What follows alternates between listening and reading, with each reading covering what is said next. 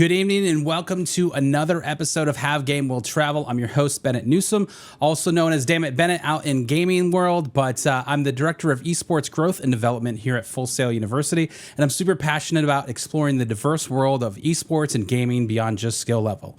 So whether you're a first-time listener or returning fan, we're thrilled to have you join us for this virtual journey through the experiences of industry professionals. So get ready to engage with our guests and learn from their perspective. Remember, you can ask questions in chat, and we will get them featured here on the show. But let's go ahead and get started. Please welcome my guest, Mr. ProfessorBroman. Welcome to the show, man. How are you today? Hi, I'm doing very well. Nice to be here. Awesome, man. Well, go ahead and introduce yourself to the audience. I feel like most of them know who you are, but why not, right? Well, okay. All right. Well, my name is Ben Bowman, or Professor Broman. I've been a content creator full-time for 11 years on Twitch and, well, basically everywhere now. During my time doing that, I've founded multiple businesses and a charity event, co-founded a charity event that's raised over $23 million for St. Jude Children's Research Hospital across all of our events and with our key partners. And I also have a coffee company. So yeah, gaming has done a lot for me. That's my big sweeping overview. Absolutely. Yeah, it's the diversification of all of it, man, is really cool to see. You've kind of done a little bit of everything. So I think one of the cool parts about this show is we get to talk about like your journey and like starting from scratch and getting to where you are now for 11 years in content. Talk to us a little bit about, starting your journey with, a simple setup and obviously becoming, a staple in this industry. My very first streaming setup was a Hauppauge HD PVR and an Intel laptop. My very first stream was off that laptop playing, I think, like Saints Row 3 to like 2 people. Yeah. Like I did not have a lot going on in the beginning. Then I started streaming Borderlands 2 speedruns, and I think that's what really grew my channel a lot. Then Destiny came out, which is where most people know me from. If you've heard my name before, it's because I was part of the King's Fall World First Team. But me and the rest of the My Dad is Bungie crew, as I'm reminded frequently by, we all like to remember the glory days, right? Yes. Like we were always consistently finishing in the top 10. We had lots of top 2, top 3 finishes in that game. We only got the important. We got the one that mattered. We killed orcs. So there was that, and I think coming out of the Destiny 1 community is where me and my friends that most people probably know. So we're talking about Darkness 429. We're talking about Kevin or K Magic 101. And we're talking about Corey King Gathalion. We started up a whole bunch of things in our communities to sort of leverage the attention that we had and use it to not just diversify our content, but make the world a better place, right? Yeah. And so we founded what's now known as GCX. But yeah, I don't I feel like I'm skipping so many steps, but like that's like, those are the different chapters of my content creation journey. And I'd say, during the COVID streaming times was when I was part-time because we were trying to keep all of these other passion projects we had moving forward. And that was an interesting experience to go from streaming full-time for 8 years to only doing like 20 hours a week. But which, like, if you're not familiar with full-time streaming, that's like 80 to 100 hours a week. Yeah. And going from that to 20 and then doing like normal business stuff, right, was a huge change. And I'm back to doing full-time stuff now, which is fun and refreshing and exciting. But like, yeah, it's been a journey.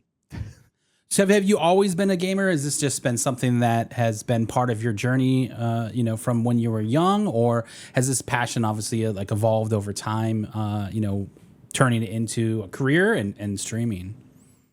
Oh, I've always been a fan of games. A lot of my youngest memories or that I have growing up involve games, whether that's like family gathering around the TV to watch one of us beat Mega Man X, or like the first time I ever used like a game exploit on Contra to like make sure I had infinite lives so I could actually finish the game because Right. I was bad and 5 years old. So yeah, I mean, gaming has been a huge part of my life. And I think what's been a really great experience for me is my strongest position about gaming is that games are art.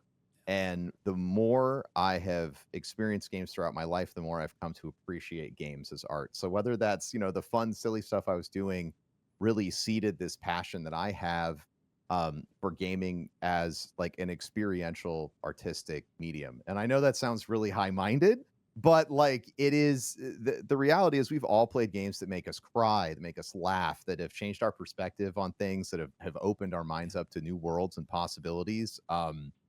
And it's that I don't think that I would have the perspective that I do that leads to all that appreciation if it wasn't for gaming like my whole life. I kind of look at it as being a lifelong reader. Yeah. I know that gaming gets a bad rap, but like because I've played so much, anytime I pick up a new game, there's this wealth of experience that goes into analyzing it. And I think that is part of, like the professor name, right? Right. So yeah. Wait, so you're not a professor? Is that what Not you're telling me? actually a professor. No. It was. I picked this name when I was 18 because I needed an Xbox Live name, and then I found Twitch, and I was like, "This is also video games." And Yeah. I made my username that, and I started streaming, and I'm glad people like the name because I get the question a lot, like, "You chose that, right? Like, what a cool name!" And I'm like, "No, dude. Like, I got lucky. I didn't." Wasn't expecting to build a brand around it. Right. Back to the point at hand. Games have really deeply affected me. They've changed my life. And I like, I think that being a lifelong fan of gaming has made it more fun to be a content creator. Because I feel, especially now that I've been doing this for 11 years, like the gravity of being able to have played so many games, right? I think that that's something that I really do appreciate from getting to do this as a career. Never in my life did I expect that, but little me is very happy. No, absolutely. I mean, and you've accomplished such a ton of different things that we're going to obviously tackle today.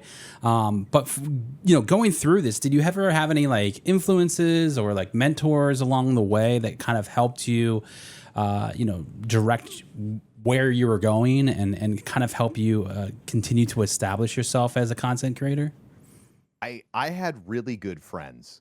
I feel like when I got started, there wasn't a lot of, there was basically zero mentorship stuff going around. Like we're talking about 2013 on Twitch, right? When people are like, stop streaming on Twitch, like that's where the illegal stuff happened. Right? Like it had just rebranded from like Justin TV, right? And it was like people were like, scary things happen on this platform. People were telling me like, why I don't understand why you don't make YouTube videos, stuff like that. But I believed in the connection that Twitch brought, right? This was the same time, I always say this, like, and it sounds so weird now because, I don't know, I guess people are doing it again, but like Family Guy had this app they wanted you to download to watch Family Guy while you're on the app and like interact with other fans. Right. And like, so I'm seeing like Fox, this giant company, push this like they're putting it in ad breaks on primetime TV, right? They really believe that in this online community thing.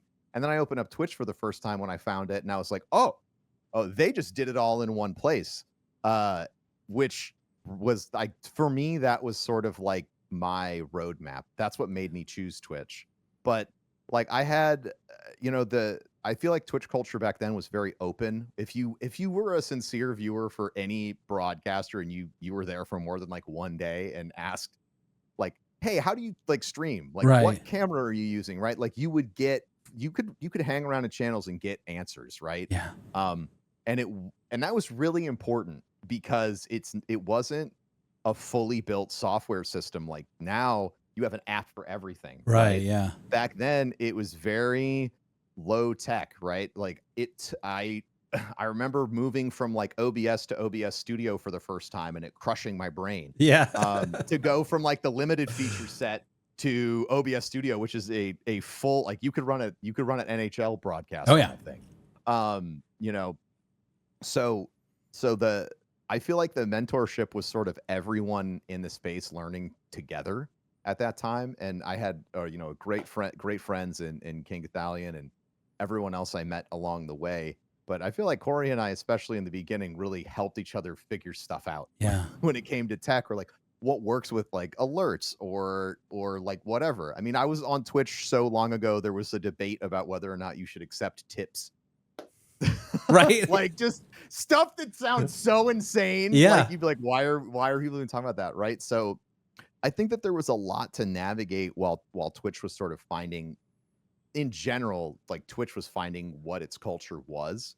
But yeah, and then when it came to sort of like guiding lights, like I feel very lucky to be to have entered the space at the same time and to sort of be peers with folks that are absolutely massive now. Not that I've been doing this full time, right? I do okay, but like the people that I have met along the way, Yeah. like Dr. Lupo, like Co Carnage, like these are individuals that are they are definers. Yeah. Like they have defined the pinnacle of creation on these platforms, and to have been, to have come up in the space with them, I feel like that was the mentorship, right? Was just getting to be around this group, all these groups of people that were always trying to help each other grow and figure out like, what is this Twitch thing? What is this live streaming thing? And even from a competitive standpoint on Twitch, like you make something cool, the second you hit go live, like that cool thing is out there and people are trying to figure it out. So I also feel like that, especially in the beginning, really pushed people to kind of keep their stuff, like keep growing. I remember the pursuit of quality was so huge in the beginning because it was so hard to get, like going from like a C920 webcam to like I used a Sony A6400 for like 9 years. Yeah. Now I have the OBSBot guy, which hopefully it doesn't start auto tracking me in the middle of the interview. But stuff like that was what we were figuring out back then. Now there's so much, like there's business coaching, like and like props to like Loco and everyone at Streamer Square for like building the ecosystem, right? That has been so desperately needed to educate and to help people. But like that stuff, God, I was just talking about this with like people like last week. So I'm feeling it's been feeling nostalgic lately, right? Like really appreciating how much things have changed and how different it was when I got started. It feels like a new world. It is. I mean, you think about talking about like, advice that you would give to a streamer or an aspiring streamer back then is completely night and day different than what you would give them today. Irrelevant. It's irrelevant. Irrelevant. Absolutely. Yeah, I would not feel comfortable giving somebody the advice back then was like stream all the time. Yeah, always be streaming. All I needed to do to be successful was be live as much as I could. So I did 18-hour days for 2 years. So like it was really intense, but that advice doesn't work anymore. Now it's like it's all the things that I avoided when I got started. I was like, I don't want to do this YouTube SEO, work with the algorithm, make a thumbnail, optimize, distribute, whatever. But that's what you have to do now. Like multi-streaming is the thing. I know people have lots of opinions on, well, I don't want to break my community up. I can tell you, in my mind, from doing this for 11 years, there's no such thing as a worthless viewer, right? So I think that distributing everywhere is awesome. It's like starting over, right? Yeah. I started streaming on YouTube, multi-streaming on YouTube. And for a long time, I only had like 5 people in there. But they were awesome people and they would always show up and they would always chat. And it made me feel just like when I was getting started on Twitch. And now that has grown over the course of the past, I'd say, year of streaming on there. Almost, like sometimes I'll have 200 or 300 concurrent viewers there, and that matters, right? Like stuff grows. So I would really, if I did have advice now, it would be don't shy away from multi-streaming. Try to find the technology that's going to let you do that effectively, right? Put all of your chats in one window. right? That kind of technology. Yes. So, because I can tell you, even making a simple switch like that, because I had 4 chat windows up for such a long time, and putting them all in one window, suddenly it feels like the old show. It doesn't feel like I'm having 4 conversations. They're all kind of happening in the same place. Yeah. It's weird. Even though people can't see what each other are talking about, they all kind of like the topics are usually in line. Yeah. It's really nuts. But yeah, like I would say that, and then short form content is that's it. It's king. That's it right now. Yeah, you want to win that, and always put stuff on YouTube. That's one I can't do, or I don't do currently, but like, yeah, like VOD content's big deal too. Yeah. And I don't know if that's ever going to go away. That, from watching the space for 20 years, it is incredible that the staying power that YouTube has had. Like, we've seen so many companies come and go. You know, like great companies that we loved, that had so much potential, like Mixer. Recently, LiveSpace just announced that they were closing their doors. Like, there's so many people who have tried to come into the content space, and people have built big communities there, and then still the platforms have kind of folded. So watching, you know, the fact that YouTube is still around, even the fact that Twitch is still around, is super impressive. But YouTube's made it like almost 20 years at this point, or maybe a little longer. So they've been going strong for a while now. So it's worth to be there. It's worth it to be there. On the topic of multi-streaming, we've got Lugnuts here in the Twitch chat, and she asks, is it easy/hard to stream on YouTube? Any tips for getting started for multi-streaming from Twitch? Yeah. So this is where I feel like my veteran status as a broadcaster has been helpful, because this is one space, and it's changing quickly because people are seeing the value in it. This is one space where having that little bit of extra back-end know-how to like modify OBS and do some plugins is super helpful.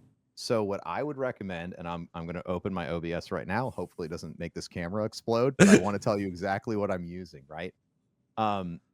So I have two primary extensions that I use on this. One is called it's called multiple output. It is just a normal OBS thing. It's made by a guy named Sora Yuki. You can find it on the OBS forums. You can just search multi-output.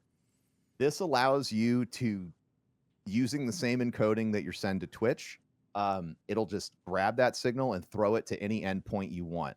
So you can do YouTube horizontal and vertical there. You can do Instagram. You can do Twitter, all that stuff.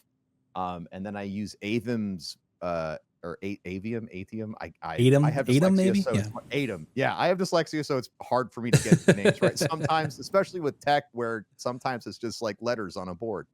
But I use that vertical plugin to set up a vertical scene, and I send that to TikTok Studio, because TikTok is not on the stream key game. So those are the two things that I use, and I feel like if you get those set up, you're good to go. Going live on YouTube's a little bit, it just has more checkpoints than Twitch does. Like, you're going to go live, it's going to hit your channel that you set up, or hit your stream that you just set up in there, and then you have to hit go live again, which I didn't know the first 2 or 3 times. Embarrassing, but you learn. So yeah, I wouldn't say that it's more difficult. I think the setup is difficult. If you're not like a tech savvy person, it might take it might take you 3 or 4 hours to get it all done. But at the end, once it's set, it's set. Yeah. For YouTube, once it's set up, it's set up. For Twitter, once it's set, it's set. The only one that gives you a new, like, the only thing I wouldn't recommend is trying to stream on Instagram all the time, because they cycle your stream key every hour, which I don't know if they used to do that, but it is very prohibitive. Yeah, it is a chore to really do that one. Yeah, it's a tough one. So far, if we go back to, again, the early days, 'cause I think that's where we're at right now with kind of your journey so far. What was like the most significant challenge that you faced early on?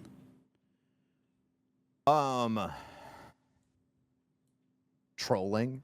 Yeah.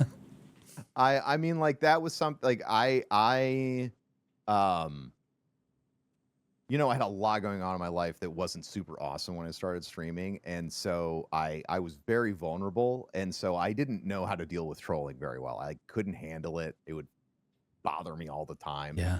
Um, and I would think about it. It would like keep me from sleeping. But ultimately it's just like strangers on the internet, right? But that was probably the hardest thing for me to deal with, was to learn, okay, I I can't let this stuff bother me. Because that's the whole point, right? Like that's what Right. they want. They want to make you as miserable as possible. So I was like excellent. People love trolling me because it would always get a reaction for a really long time, and so I had to learn to become non-reactive to that stuff. And then I developed into a sense of humor, so I like to have fun with it now. But like at first, it was that I think that was probably the hardest thing for me to deal with.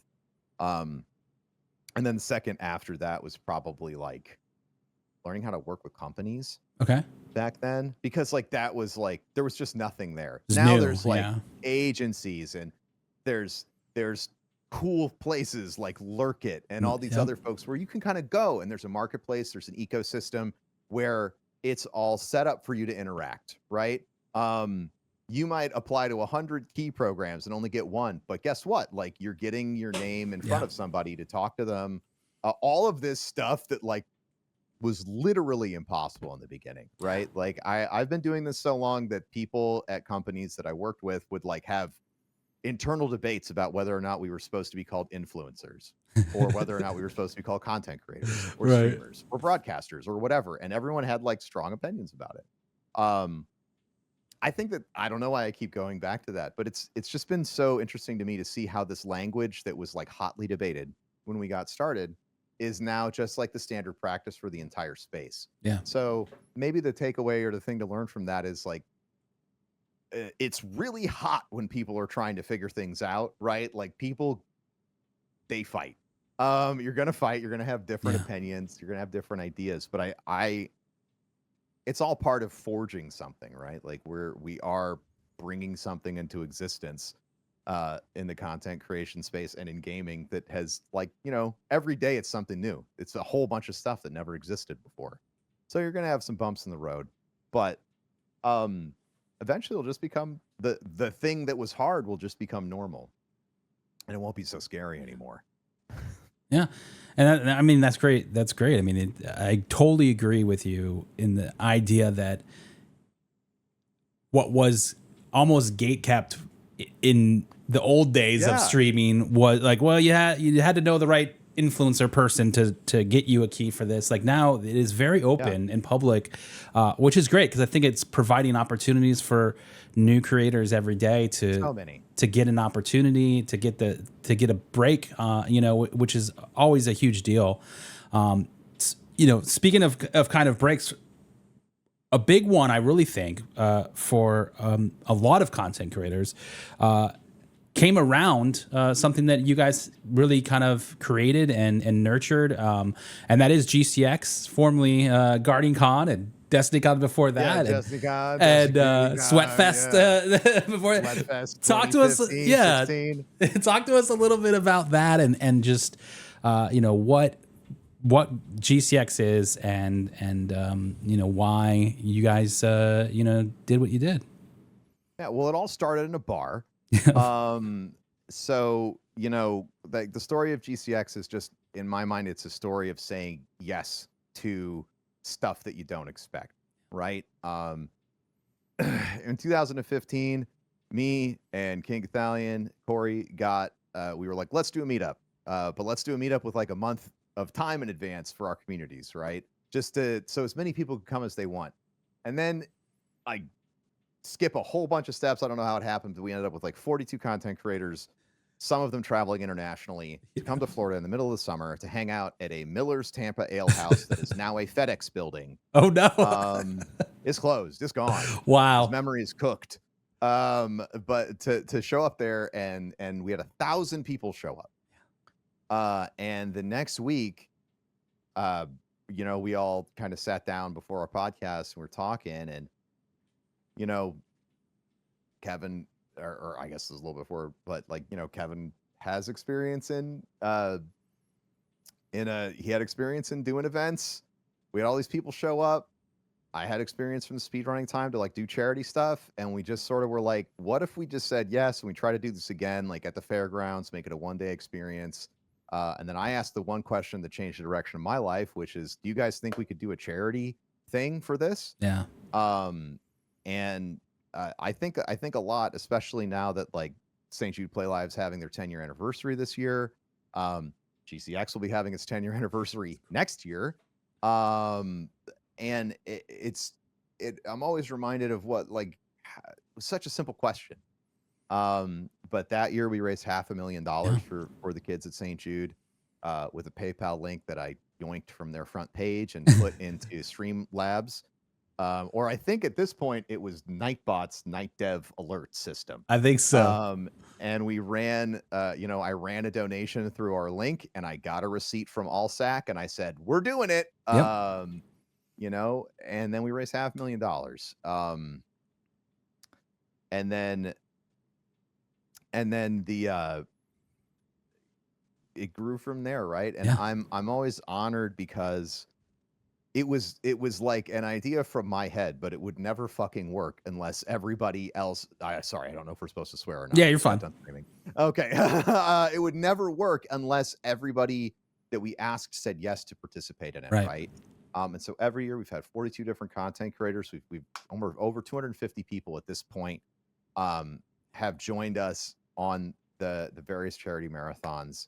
And we've raised so much money just from that little question. So, the event went from the Florida State Fairgrounds to the Tampa Convention Center to the Rosen Shingle Creek in Orlando to completely digital spaceship in 2020. That is something I'm glad to forget about. But we always tried. We always said yes or yes, what if? Or how can we make this better? I think that's the other thing is that, and I hope our community recognizes this. And if not, we need to do better. But like the feedback that we get from people each year is what has driven GCX to become what it is. Yeah. Like having in the fairgrounds, everyone's like, I'm hot, I'm sweaty, this sucks.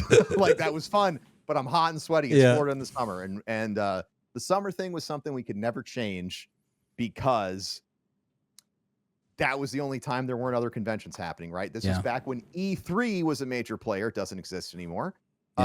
We made it, chat. We lasted longer than E3. I'm sorry, I'm not trying to gloat. I just can't believe that there are these things that have existed for a long time, right? That we had to work our life around as content creators. E3, all this other stuff happened, so it always had to be in the summer, but we moved from there to the convention center because we wanted to bring in more people, and we went to the convention center and it was great. And then we found everybody was like doing vacations afterwards. And so we spent a lot of time moving it to Orlando because if you're in Orlando, you have Disney, you have, you have Universal Studios, you have anything you could possibly imagine. It's the #1 tourist destination in the US, right? So that's why we ended up there. The content, the programming, the folks that we have involved, the games that come out, this is all pulled from feedback that we get from our community. So I really do want to say this year and especially in the future, we are trying really hard to make GCX a one-of-a-kind experience for everyone who is involved. And that includes, because we're content creators, that includes everyone on every side of the fence, right? Yeah. We want the content creators who come to feel like, wow, this is the best convention I've been to. I got treated really well. I really got to meet my community. I felt supported and safe, very important to us. We want attendees to feel the same way. Wow, like what fun stuff. I can't believe that. I'm in Orlando. I can't wait to do XYZ. And especially now when like money sucks for everyone. Yeah. We can put it out there. It makes a lot of sense to try and fit everything you can into one weekend at one cost. And that's really, I think, something that we have worked on a lot over the past almost 10 years. And I'm really excited to start talking about some of the stuff that we have planned for this year and beyond, because I think that it is going to be, very exciting. Yeah, absolutely. I mean, you guys have been going strong and one thing that you also did to kind of help continue to support your efforts from the charity standpoint and GCX was you created a company, which was Rare Drop, right? Yes. And your official title now is Chief Strategy Officer for Rare Drop. Strategy. Tell me what that means. What does your day to day look like as the chief strategist? So we were literally looking through like titles to feel like, well, what do we do? Yeah. Right? Like what do we do? How do we put it on paper? Right? And like it was very obvious for Kevin. Like he's clearly chief executive officer, he's making all these decisions, blah, blah, blah. And so for me at first it was like, oh, I'm doing marketing. So I'm just marketing guy. No, like the more I did it, and especially after we brought on our current COO, who is a very seasoned marketer, Mindy, I was like, no, this is not what I do. I think that what I do with strategy at Rare Drop is we have so many companies we work with so many different objectives. We have our own companies, and we have a really unique understanding of the gaming space. We have a distilled like almost 40 years combined content creation experience in our company at that level. There are so many things that you can do with that it's very important to figure out what are we the best at, and then after that, how do we take that and we use that to the advantage of the companies or charities that we work with. And so my job is to take everybody's objectives, which sometimes are very abstract, right? Especially when you're talking about maybe a charity that's never been in gaming before, or a product company that's never been in gaming before, and they want to make a good first impression. They're showing up because they're scared. They're reading the news articles of like, so-and-so just did an activation in X and it bombed and they blew like $3 million on this thing that went with just right. And that's bad for business across the board for content creators. Seeing big swings like that from companies that aren't in gaming fail means that it's less money that comes in the ecosystem. It's less money for sponsored streams. There's it's way better now. There's a lot more companies in gaming that aren't gamer specific. But every single time there's a huge miss, we see a lot of our contacts go silent, or, oh, we're readjusting. We want to talk. We're not sure. Like our leadership is no longer like they're now risk adverse to this. Right. So what I do is I sit down with, potential clients or clients that we have, we talk over the objectives, and then I usually design the program that we're going to try to do the interdisciplinary, right? Like across marketing, talking about content creation, community building, the voice of the campaign, things like that, and bring that all together into one place. So I'm like the idea guy, essentially. Which is great. I find it to be really fun. I get to synthesize a lot of information and then say like, oh, wow, okay, like these 10 things that I've seen before are actually like the perfect things to put together into one great program. And we've had some great success with the charities that we've worked with. We work with St. Jude, but we've had the opportunity to work with Princess Margaret Cancer Foundation, which is the biggest cancer charity in Canada. AMFAR, benefiting AIDS research and search for a cure there. We've had an opportunity to work with News Story, who's 3D printing houses to end homelessness. That's incredible. Worldwide. Yeah, like it is, or to make sure everyone has houses. We've had a lot of really amazing opportunities, and it's always incredible to me to go into meetings like that and see what people think about gaming.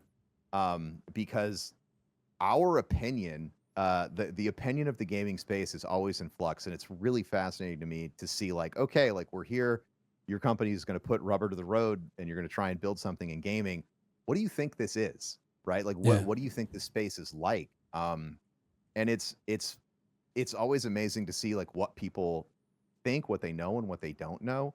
And I think what I've found is companies that are willing to sit down and listen to, and I'll say me in this scenario, but I think in my position, you could put any seasoned content creator or influencer and let them help you figure out how to meet your goals instead of you telling them, I need this and that.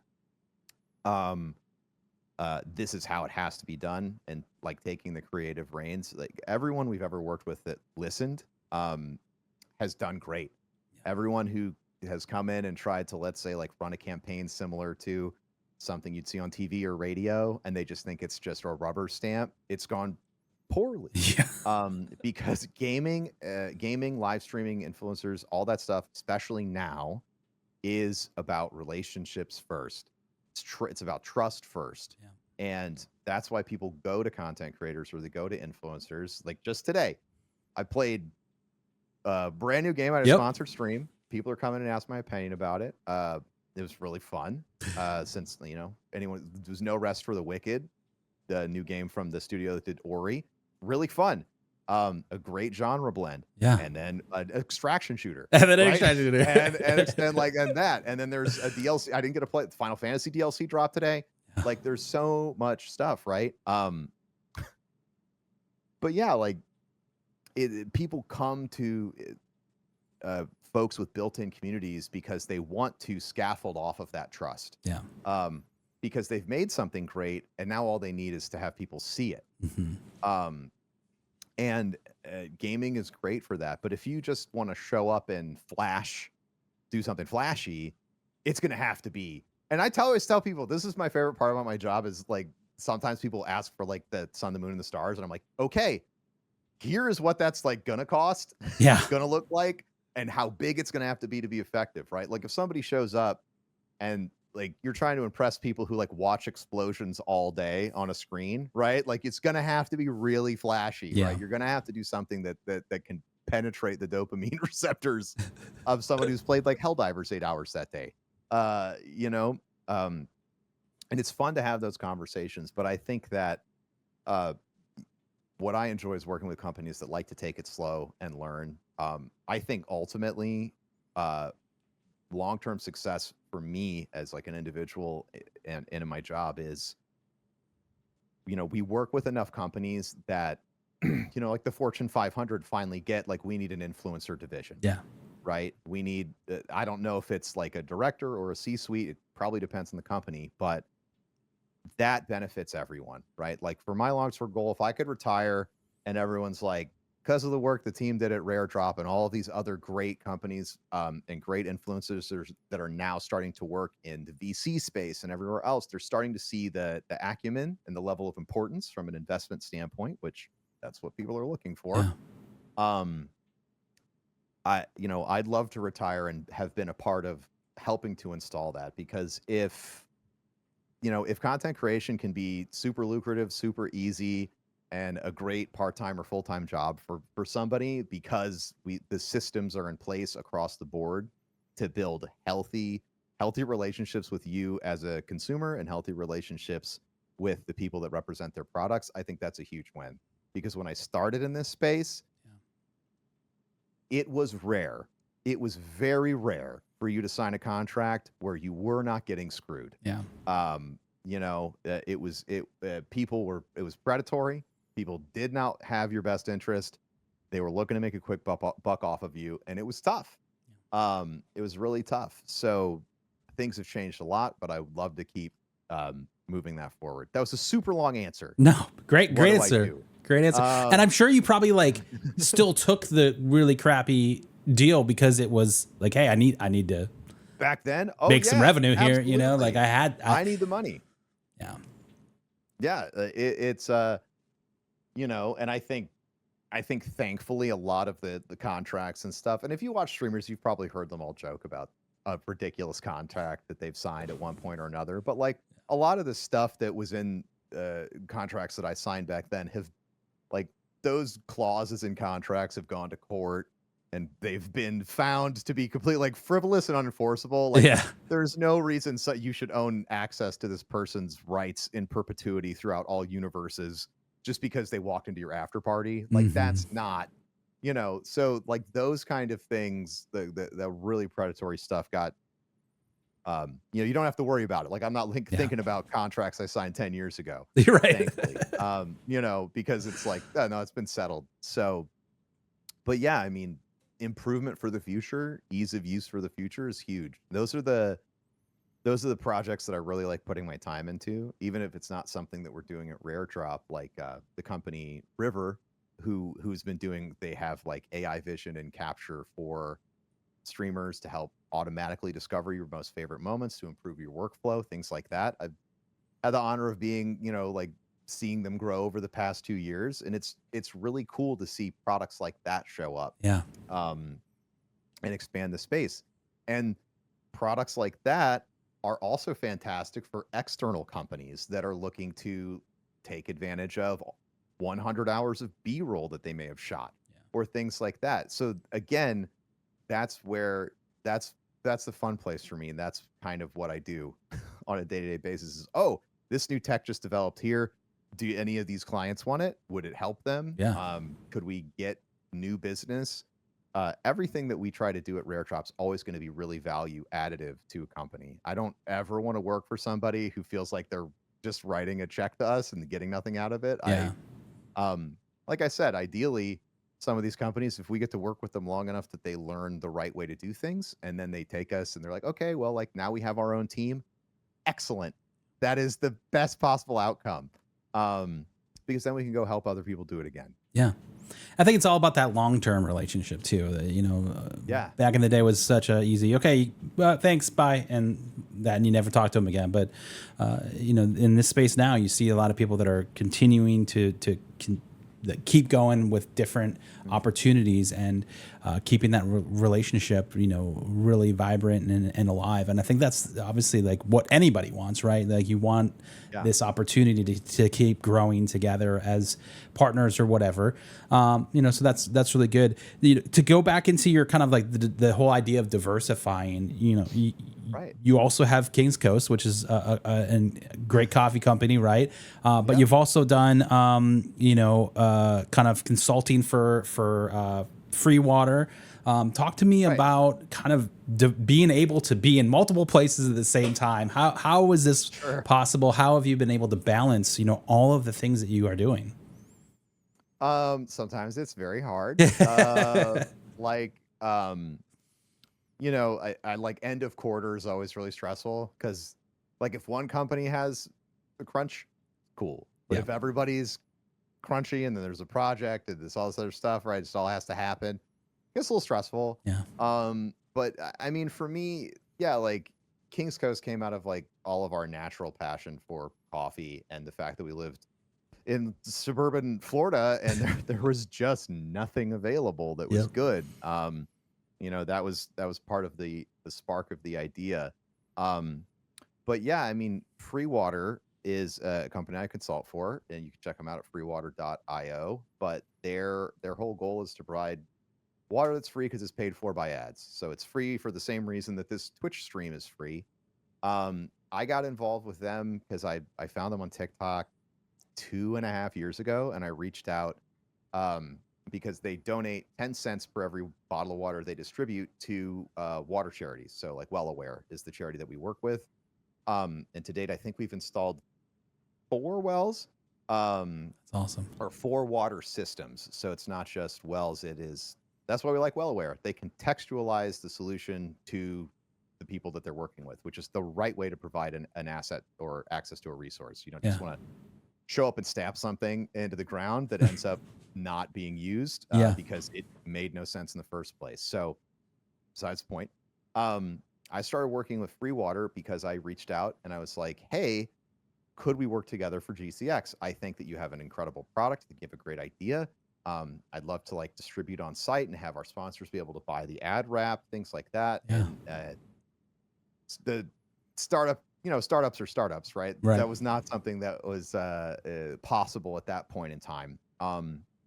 But I saw the potential in that. And I always want to be involved in products that I think could have a very large impact. And when you look at the future, like if you look at Cyberpunk or you look at Blade Runner and you see the way ads are presented and how they're kind of everywhere in that universe, it's something that I think we all know could happen or make sense. So to me, I would rather put my weight towards making an ad medium like that benefits the individual receiving the product and helps end global water scarcity this feels like the best way to roll something like that out. So I got involved with them because of my experience in fundraising with St. Jude, and designing programs there, and then the expertise that I have from running our businesses and being an influencer. So I had kind of like the three little, those are my three pinnacle achievements, right? And so it was a good, when you're doing a startup, everyone's got different really spiky skill profiles. This is all super boring business stuff. But basically, like, you want to find people who are all super awesome and there's no overlap. So you can trust everybody on your team to move everything smoothly, and you don't have two people working on the same stuff, or because that's the other problem with highly skilled people is if you have two people working on the same project and they're both geniuses, you're probably going to get two different genius solutions. And then you get a fight. Yep. So I got, and that's fun. But I got, that came as a direct result of the product of all of the other things that I have done. But for me, the lesson is, if you're a content creator, gamer, gaming, adjacent, whatever, if you even know about this space, and you have more than passing knowledge of the business workings, you are an incredible asset across the board to any company that you could work at. And I know that people are like, I work for a plumbing, whatever. I don't think that the traditional marketing, traditional business space is really paying enough attention to how the mechanics of attention have changed. Especially for the generation of people that are younger than me. I'm a millennial, Gen Z and Gen Alpha. People do not know how to, older companies have a very hard time marketing to them. And that's because they don't want to fully adapt strategy. Because if you want to win all the age verticals, you have to operate two completely different ways, right? You have to keep traditional stuff for grandma and grandpa, linear TV, radio ads, all that stuff. But any penny, I would argue, and I'm probably not all the way right, but this is what I would argue, because it's important in a room of people who are stubborn to let them know that it's valuable, is that any penny you spend on that stuff for somebody below the age of, like, let's say 25, is nonsense. You shouldn't be sending a 25-year-old a mailer. Yeah. You know what I mean? It's going right in the trash, dude. You should not be, with, obviously, there's exceptions depending on your verdict, like, whatever, right? Like, if you're selling home loans and it's a 25-year-old that has a house, sure, send them a mailer. They're going to see it. But, like, I don't know, not if you're a super cool sunglasses company, right? Like, you should be working with influencers, with broadcasters, TikTok, anywhere that has an established community. And at the same time, you should be finding out and discovering what the current tools of community are and building on those, right? Everybody's bonkers about Discord now, because Discord gives you an anchored, separate, and essentially like shielded location to communicate with your end consumer, right? Like, they're not, if they don't open up Twitter or they don't open up anything else, they're only getting the communication from you directly that you want them to have, right? So suggesting let's start a Discord server to a Fortune 500 company right now is not going to be an easy sell. But I think that the companies, we're going to see more companies adapt over time to a community-oriented strategy, because that is how millennials have ended up kind of aligning ourselves. We all participate in the communities that we're involved in, and we stay away from places where that community doesn't exist, right? I'm not on Facebook is my example. Right? I'm barely on Twitter anymore because it hurts to go on that platform. It used to be so much more awesome. It did. It did. Right? And things can change. So building and being able to be agile and adaptive and allocating a percentage. I mean, this is what, look, if you like what you're listening to, my email is ben@raredrop.co. But to allocate a small portion of your budget to install an agile team that understands this space, that has some empowerment to take some risks for you, maybe lose some money so that you can learn, because that's what we do. We pay for education. It's gonna help you move things forward. It'll help you maybe solve these problems that you're like, I don't understand why it's not working. We're doing the same things we always have. And the answer's in the sentence, you just don't hear it. So that's my pitch. I like it. That's my pitch to move the whole gaming space forward. I want to get everybody more paid. Absolutely. I think that creates even more opportunities for people that aren't even in the space yet, right? Like it gives them the opportunity to, hey, there's an open door here, right? And I think I'm going to walk through it, like that's cool. That's something that 5 years ago, 10 years ago wasn't there. So that's a big deal. We've got another question from chat from Jacob is Nachos. How important is consistency with social media when it comes to your building your personal brand? I think that consistency has taken a different shape than what it was, let's say, pre-COVID. And I really started to notice this trend on TikTok with some accounts on there that were like massive, but they would post. They didn't follow the rules. Every social media guru was like, you got to post 3 times a day. Yeah. You got to do a meme post. You got to do a lo-fi post. And then you got to do your produced long form post. And here's click the link in my bio to take my class. Yeah. Right. Like, you get that. And that is a tried and true strategy for, I like to call it like you're walking around in a dark room trying to figure out the layout, and you will figure it out eventually doing that. And I think that strategy has a lot of use in the beginning if you're trying to get used to producing that volume of content, and that's something you want long term. But there are creators that post on TikTok once a week that have 3 million followers and get invited to the Super Bowl. There are YouTubers that upload long form videos once or twice a month that are basically fully featured documentaries that are making millions of dollars a year. The old adage when I was coming up around consistency was post everywhere every single day.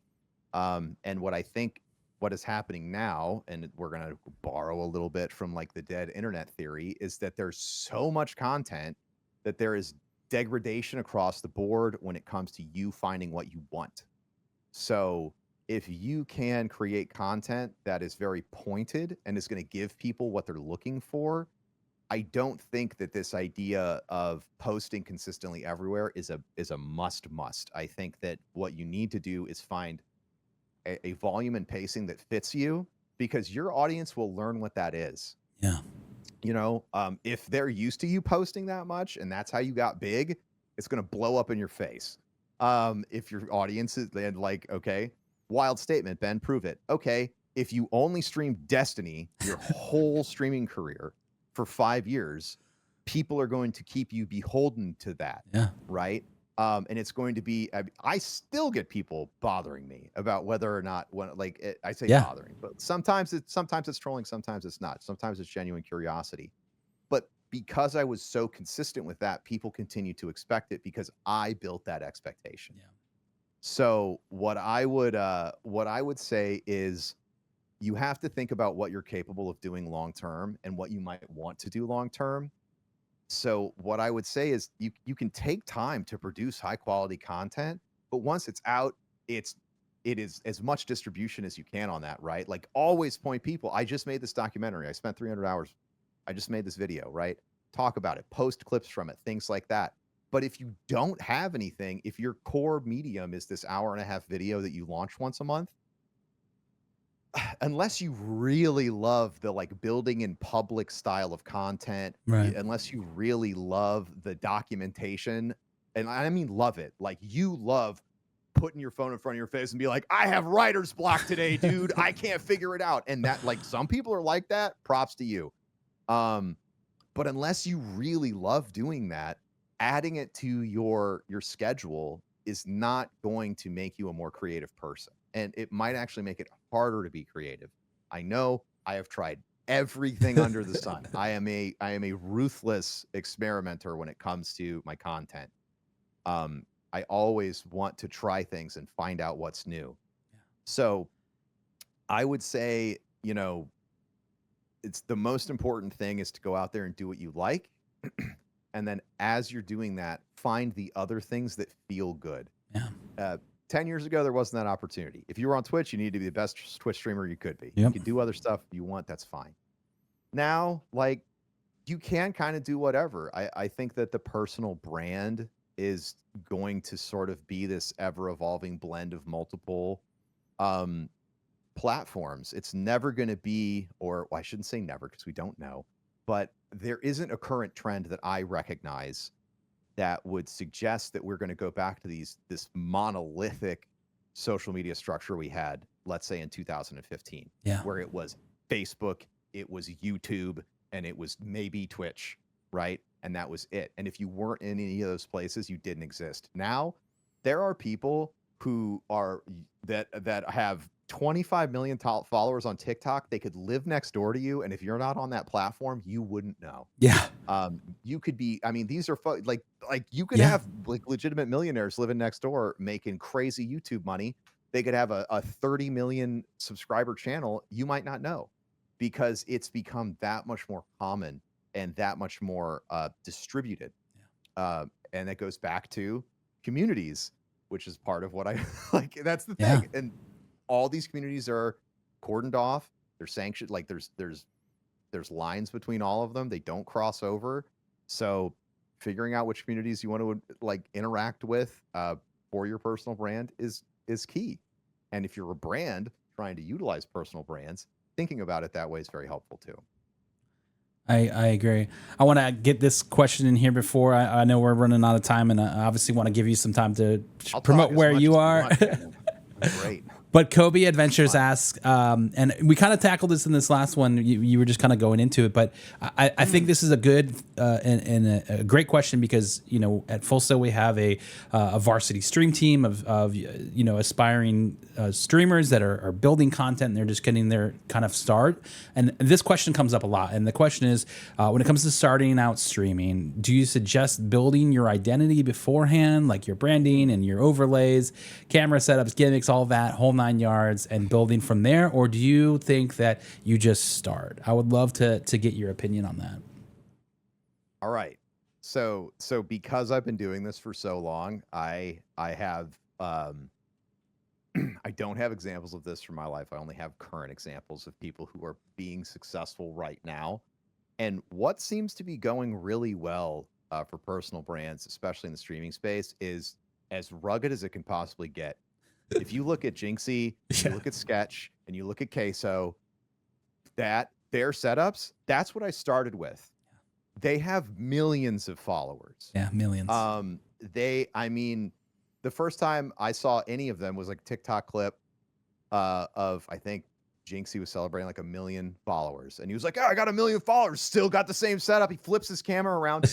It is a chair that looks like it's had millions of years of farts drilled into it, never cleaned, and then like a green screen that's just stuck on the back of it. And he built a multi-million followed channel from that. So I think that something that I've seen that is really successful is when you start without a lot and you lean on your community, or you wait for that person in your community. It's like, I love you. Like, can I do your graphics? Yeah. Can I this? Can I that? That is what I am seeing happen with a lot of these emerging communities that are absolutely massive, is that you let the identity of what you're doing be a collaborative process with your community. Now, obviously there's danger in that of like, you can't say yes to shit that's not you. Yeah. But I feel this way about my channel, especially doing it for this long. There are some people who I have worked with who have been a part of my channel for a long time that always just get me. They just get me. Yeah. So they're like, I made you this shirt. I made you this shirt idea. I'm like, perfect. Like, no notes. Like, let's sell it together. So I think that, there are so many tools that can sort of help your stream look nice if you want it to, like Stream Elements, Streamlabs, all those people, like they have stuff that can auto populate and do auto branding for you. Even like they got stuff where like I'd crap my pants if it was 10 years ago. Like, you sign up for like, Stream Elements Pro or something like that. And anytime a new game comes out, it's already got overlays, alerts, webcam thing, starting soon, be right back. And you could just use that stuff, Yeah. right? And make your overlays this rotating part of the experience. I know that I used to put a lot of stock in the branding on my stream. And if there was ever one lesson I learned that I feel like where I really, really over invested, it was in that.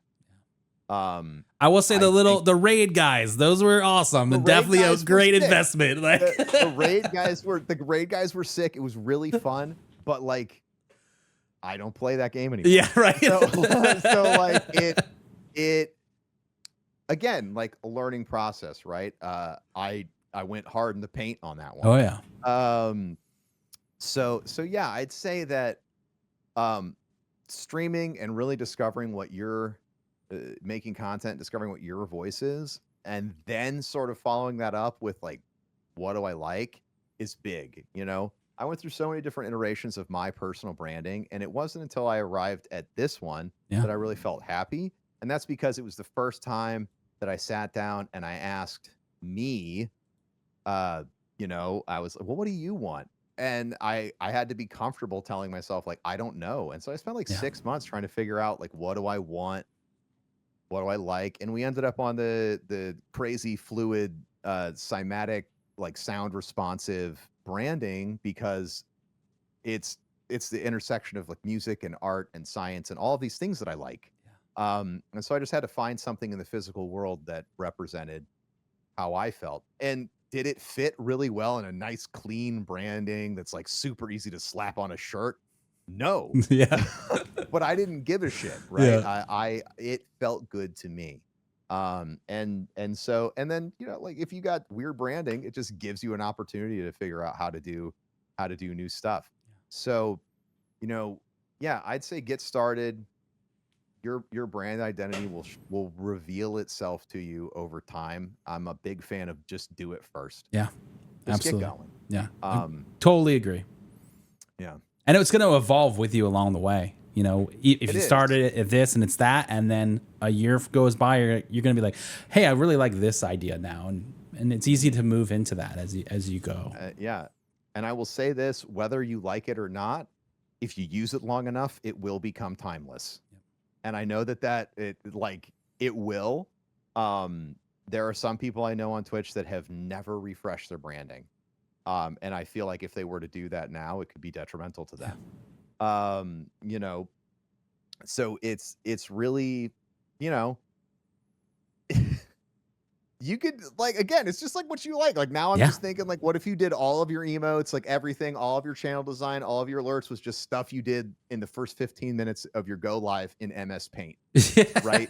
And like that channel, like I'd shit. Like every day, this guy's drawing a new emote. Yeah. You know, every day, like you're telling me every single one of this guy's emotes, this guy drew his starting soon screen in MS Paint. I can tell, right?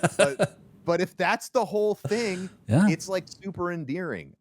You know, like don't put your ideas in a box.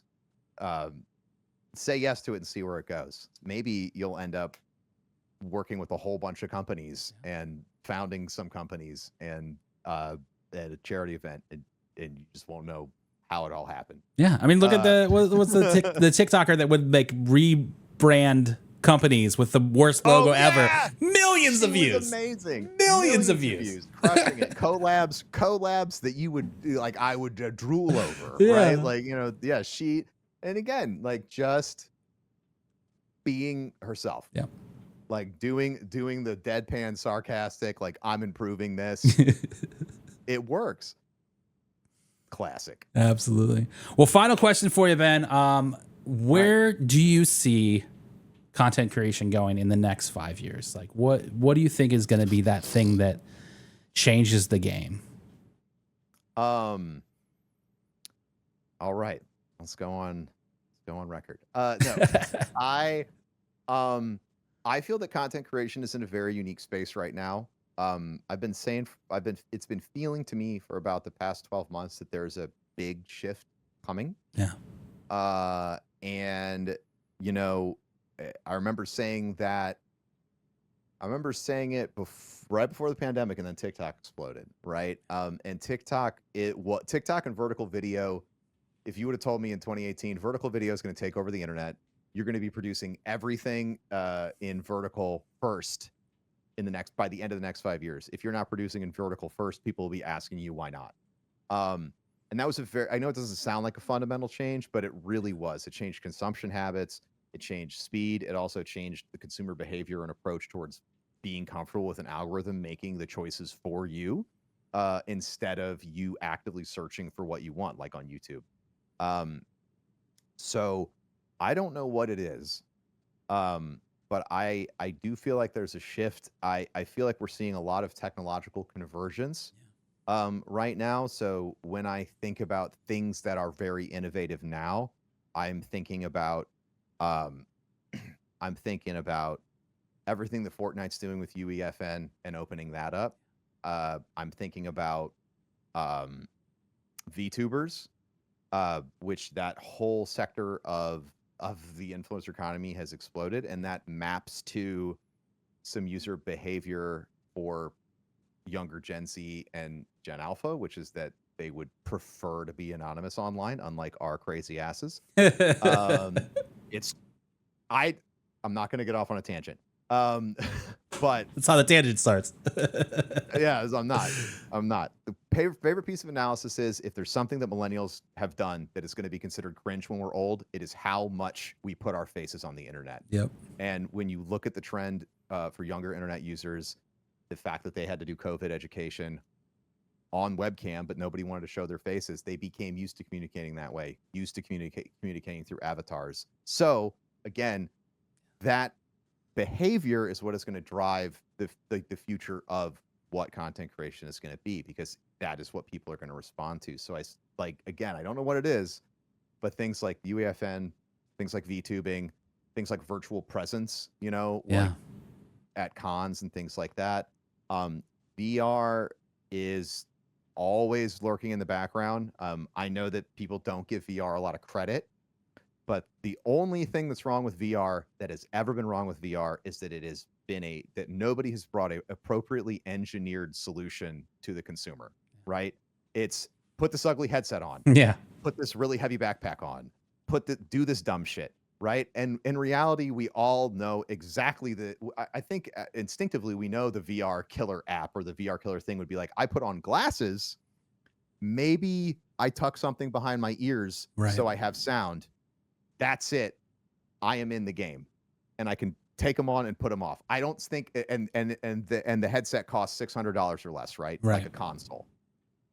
I don't know a person on the planet that wouldn't be interested in buying that if it functioned appropriately, right? If I could play Fallout 4 on that, and it felt like I was playing Fallout 4 in the headset, whatever, VR is always lurking in the background, and I feel like, especially with a lot of the data processing and transport technologies that are coming out of NVIDIA, the AV1 encoding, and our ability to pipe a lot more data through a lot less space.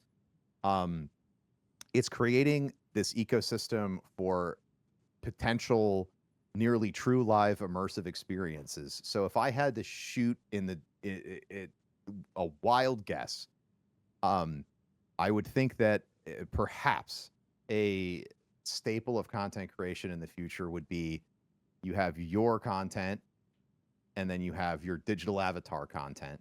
And that digital avatar content might live online all the time, powered by an AI that you have given your voice and personality to.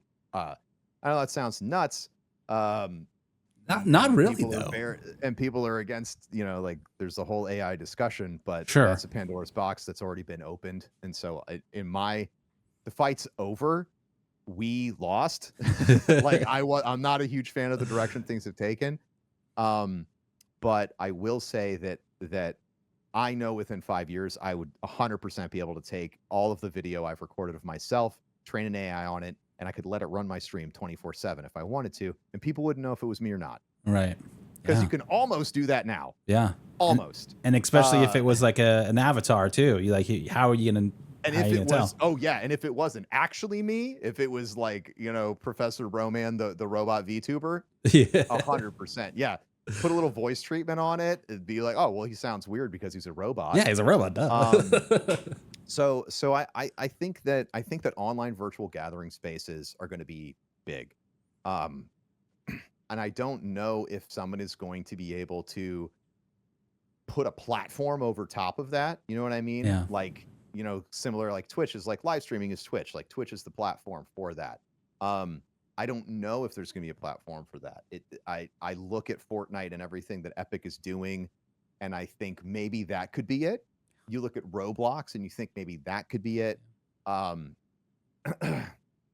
You know, it's difficult. So I think that is something that's coming if I was going to put a bet on content creation. I don't know what it would mean to create content for an environment like that. But that is where I see all of the technology converging over the next 5 years. It's definitely exciting. I mean, I never thought of it. I never even thought of like, oh, you could train like your own AI and that it would be then could run your own stream, like, or just could create content, you know, based off of your experience and what you have fed it. Like, that's a pretty crazy idea. Like, and we'll have to wait and see if it's using this video right now to train the AI. Don't do it. It's training the AI right now. No, it's okay, AI. It's fine. It's fine. I gave you approval. We're friends. We're friends. And I don't know where Sarah Connor is. Right. Well, Ben, thank you so much, man. Seriously, I really appreciate. I know you've had a busy day, sponsored stream, new game, like everything. So thank you for being here. I love everything that y'all do at Full Sail. I love the fact, like, we've, you know, bury the lead here, but we've done a lot of stuff for GCX and with Rare Drop at Full Sail. And you know, anyone that we've ever worked with that has graduated from Full Sail or who works there now have been some of the most competent and incredible professionals in the gaming space. So I'm always happy to come here and talk to Full Sail. Absolutely. And you especially, Bennett. Thank you. What a guy. What a guy. Well, where can everybody find you? How do they find your channel? How do they find you, talk to you, reach out to you, all of the above? Well, I'm very busy right now, so please don't reach out to me. I'm sorry if you do. I won't. I have like a bunch of emails I know that I need to respond to, but I don't have time for personal stuff when it comes to that. But when I do, please email me. But I am ProfessorBroman everywhere. I'm on every possible platform. You can look for ProfessorBroman. That's me. If you want to check out Rare Drop, it's raredrop.co. We are the advantage you're looking for. If you're in gaming, outside of gaming, looking to get into gaming, I would love to sit down and talk to you and see how we could help you figure out your goals for your company. You know, work together to, you know, make the gaming space a place where you can thrive. And most importantly, I would love for you to come out to GCX this year. You can go to gcxevent.com. This year it will be at the Rose and Shingle Creek in Orlando, Florida. I won't say the dates because I have too many of them in my head and I might get them wrong. But you can find those at GCX. I believe it's in August. I think it's the first weekend in August. Yeah. But I've gone on record on other podcasts getting it wrong, so I'm not going to do it. We have that. And of course, we're going to have our charity marathon that'll be streamed on twitch.tv/GCX and probably everywhere the streams happen this year. We're looking to raise, obviously, another few $1 million for the kids at St. Jude Children's Research Hospital. And I would be honored if you were to consider coming, stopping by the stream, and donating. There's also going to be a lot of interesting and exciting things happening next week at the St. Jude Play Life Summit.